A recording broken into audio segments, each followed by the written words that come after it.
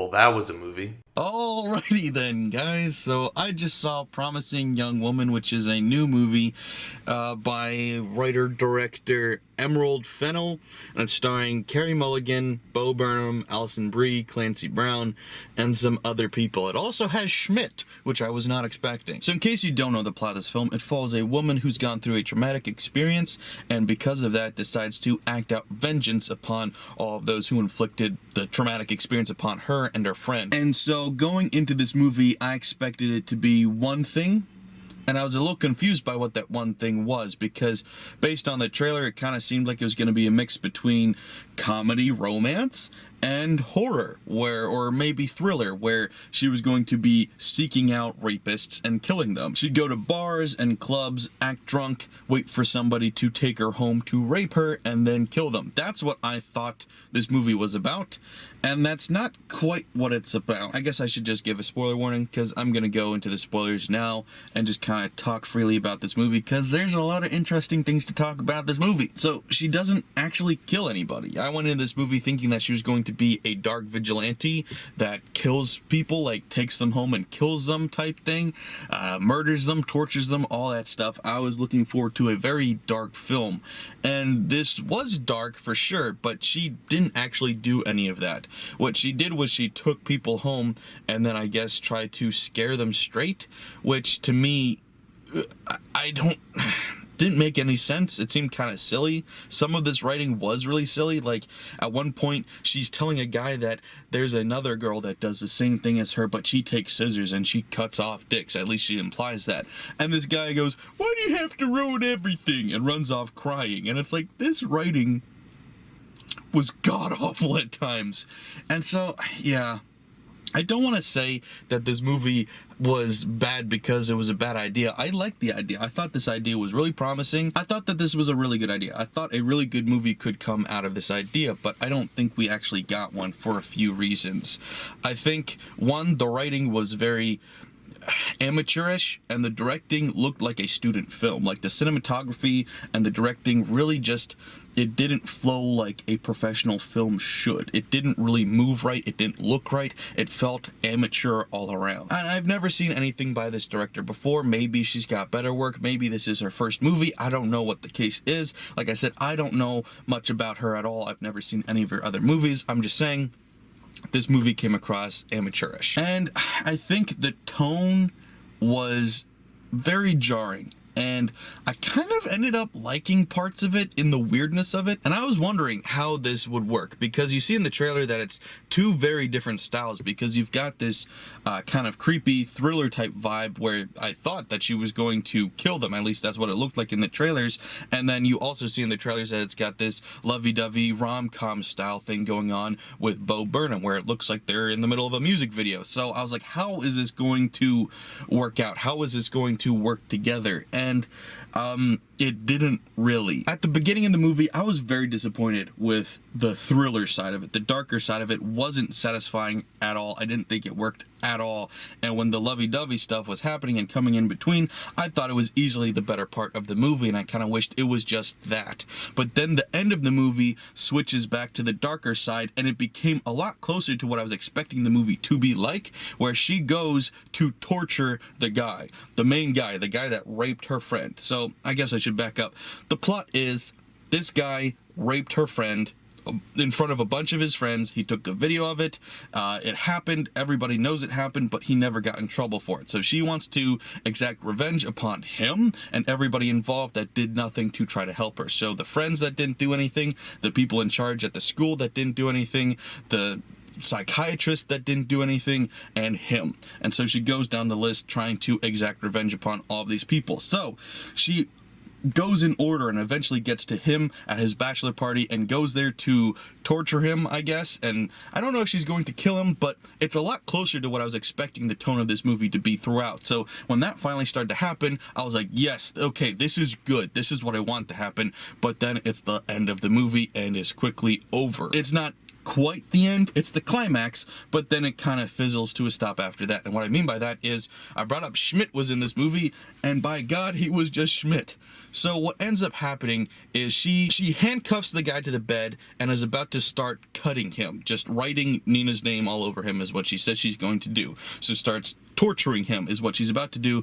He pulls out one of the handcuffs and manages to kill her. He suffocates her with a pillow and kills her. The next morning, Schmidt comes in, and he is acting exactly like Schmidt would. In case you don't know, by Schmidt, I mean there's this actor who plays a character called Schmidt on a sitcom called New Girl, and he's acting out that character exactly. He's got these double takes and just goofy way of reacting to everything, and he's doing that where, so he doesn't believe that she's dead when he first walks in, so he's kind of joking about it, and then he lifts up the pillow and sees that she is dead, and he has a freaking sitcom double take, and it's like, oh my god, there should be like a laugh track there. It was so bad. Just the directing in that moment was awful.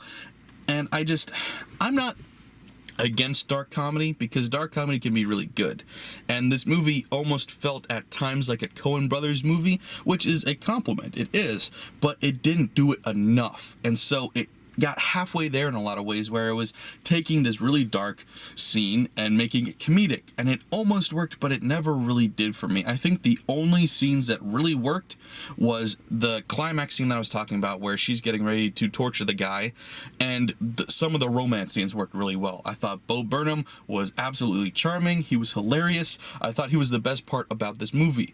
And then it turns out that he's a bad guy too, and that's kind of disappointing, because you actually get invested and you actually like their romance for a while.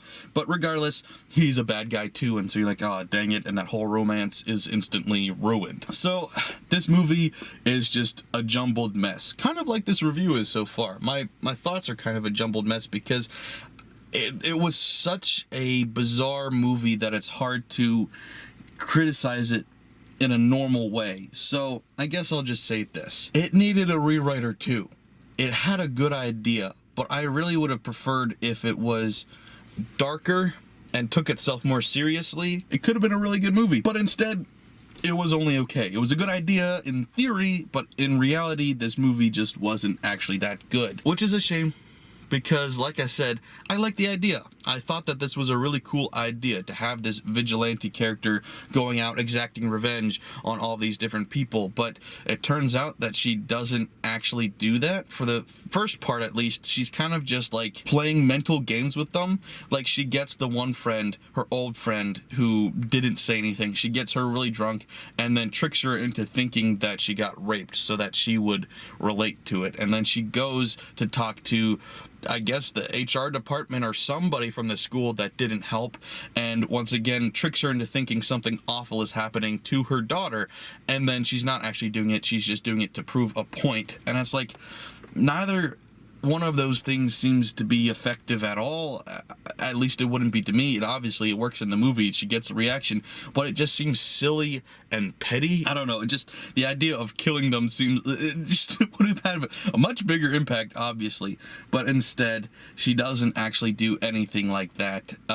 She just tries to prove a point, which is not great, especially when, I mean, we as the audience, we don't know all the information, so we don't know who's lying or who's telling the truth. I'm not trying to say that we shouldn't take people's allegations seriously because they were drunk, but you have to understand that there is a point to that, and if evidence wasn't surfaced, then we can't go around ruining people's lives because of an allegation. So there is truth to that argument, and they do bring that up, but it's waved off as not being a good argument, and I think it is a fairly good argument. So it's a frustrating movie because it really skims the surface of this issue, which is a very complex issue, and acts like the answers are really obvious and plain, and if you ignore that, then you're obviously evil or part of society that's hating women, and I don't agree with that. So I struggled with that side of the movie. Now obviously the majority of the characters in this movie that were supposed to be bad, that were portrayed as bad, were actually bad. Like, there's no excuse for being a rapist, there's no excuse for being a bystander. I almost said innocent bystander, but you're not an innocent bystander if you're a bystander, a witness to rape, and don't do anything about it. That is not innocent. So all these people are obviously wrong and evil and should have to pay for their crimes, which is why I would be okay with this type of movie in theory. I just thought the execution was bad, which is unfortunate because I would have loved to see a V for Vendetta style, like just going around killing people type movie. That's what I thought it was going to be, and it's not what it was, so oh well. That being said, this movie had a lot of good parts. I want to say that pretty much every part of this movie was good.